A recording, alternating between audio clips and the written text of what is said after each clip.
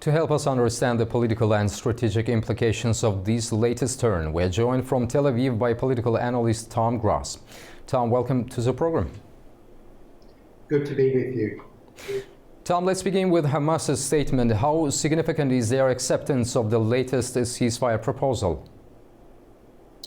Well, it's significant up to a point. The Israeli Defense Minister, Israel Katz, said yesterday that the only reason Hamas are suddenly willing to discuss a ceasefire is because they are seriously worried that Israel is about to conquer Gaza City, which is Hamas's last remaining big stronghold with almost 1 million people. And Israel is amassing about 100,000 troops to advance on Gaza City, and ground forces could start in a few days. So for that reason, Hamas are suddenly now scrambling with a supposed ceasefire acceptance.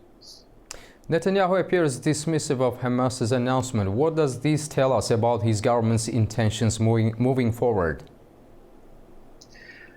Well, he's not dismissive. He also wants a ceasefire, but he doesn't want what Hamas have offered, which is only 10 of the living hostages released over a 60-day period. In other words, about one per week. And they're in very, very poor condition, practically starving to death, some of these hostages. And then in turn, Israel would have to release 150 convicted terrorists, including murderers and rapists, and withdraw from large parts of Gaza. And, you know, the aim of Jerusalem is that Hamas should leave power. It's not just an aim for Israel. I suspect that a large number of Palestinians would like Hamas out of power, as would most of the Arab world and anybody who does not want a repeat of this war.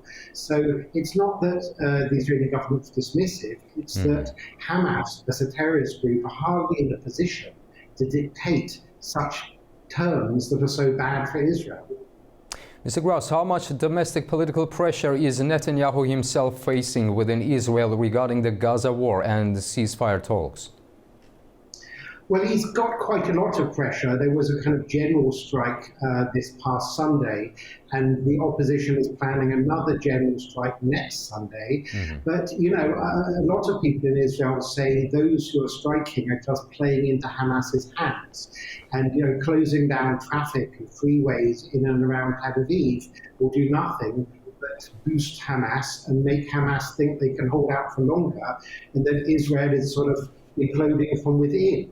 So he is under pressure, but I think most Israelis want the hostages back, of course, but they do not want Hamas to be left in power. Hamas have vowed to repeat October 7 style attacks and rocket attacks and so on. And even the 60-day ceasefire would allow Hamas to rearm, get new rocket stocks and so on. So Netanyahu is under pressure, also because, of course, most Israelis don't want to be involved in fighting in Gaza City, which is, you know, Israel will also lose lives in such fighting. So internationally, what kind of leverage do outside mediators such as the United States, Egypt and Qatar have in this situation?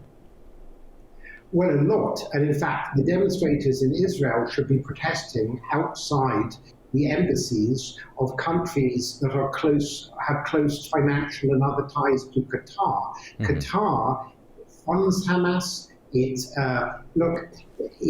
houses the Hamas leadership still. And, you know, when President Trump visited Qatar as part of his Gulf trip in May, Qatar ordered Hamas to release the last remaining American Israeli hostage, 19-year-old Edan Alexander from New Jersey. And lo and behold, Hamas suddenly released the hostage because Qatar told them to.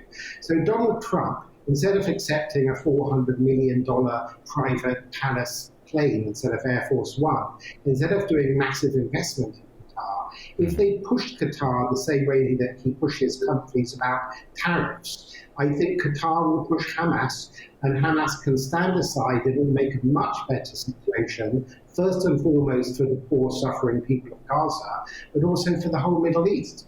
And it's beyond me why the United States and Canada and Australia and Britain and France, instead of pressing Israel, they should be pressing Qatar to make Hamas stand down.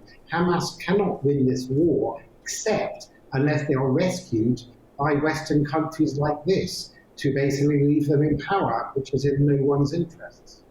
Political analyst Tom Grass, thank you very much for your insights and for joining us on A News. Thanks a lot. You're welcome.